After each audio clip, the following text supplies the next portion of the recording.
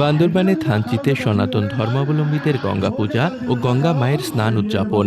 থানচি প্রতিনিধি অনুপম মার্মার পাঠানো প্রতিবেদনে থাকছে বিস্তারিত। পার্বত্য জেলা বান্দরবানে বসবাসরত সকল সম্প্রদায়ের শান্তিতে বসবাস, অর্থনৈতিক সমৃদ্ধি, উন্নতি এবং মঙ্গল কামনায় বান্দরবানের থানচি উপজেলায় অনুষ্ঠিত হচ্ছে সনাতন ধর্মাবলম্বীদের গঙ্গা পূজা।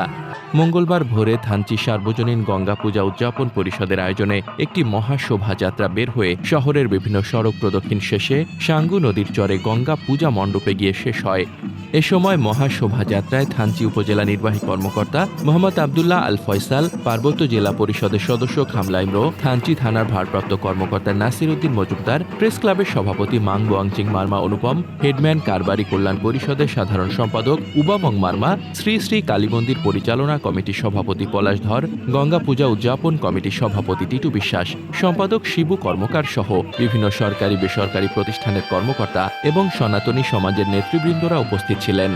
পরে সনাতনী সমাজের নারী ও পুরুষ ভক্তরা সাঙ্গু নদীতে জড়ো হয়ে গঙ্গা মায়ের পূজা করেন এবং দেশ ও জাতির মঙ্গল কামনায় গঙ্গা স্নানে অংশ নেন। এদিকে মহাশোভাযাত্রার পাশাপাশি গধূলি লগ্নে গঙ্গা পূজার অধিবাস শেষে মঙ্গল প্রদীপ প্রজ্বলন, ধর্মীয় সঙ্গীত পরিবেশনা, সন্ধ্যায় আরতি এবং মহাপ্রসাদ বিতরণ এবং নানা ধর্মীয় আয়োজন শেষে আগামীকাল বুধবার দুপুরে শঙ্খ নদের প্রতিমা বিসর্জনের মধ্য দিয়ে এবারের গঙ্গা পূজার আনুষ্ঠানিকতা শেষ হবে।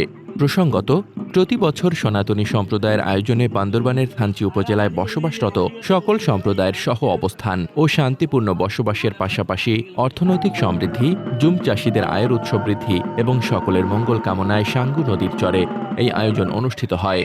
আর বর্ণাঢ্য এই আয়োজনে সনাতনী সম্প্রদায়ের পাশাপাশি বাঙালি, মারমা, চাকমা, আম্রো, বম, ত্রিপুরা, খিয়াং, পাখোয়া সহ বিভিন্ন জনগোষ্ঠী একত্রিত হয়ে এই মহামাঙ্গলিক আয়োজনে সামিল হয়। এবারে 18তম পূজায় গঙ্গা মায়ের সাথে মহাদেব, মহাভারতের শ্রী রামায়ণ, সীতা দেবী, যমুনা দেবী, ভগীরথ ও গঙ্গার মায়ের ভক্ত ঋষি বিশ্বগোত্র পূজায় প্রতিমায় স্থান করে নিয়েছে। মোহাম্মদ শামীম রেজা, দৈনিক খোলা চোখ।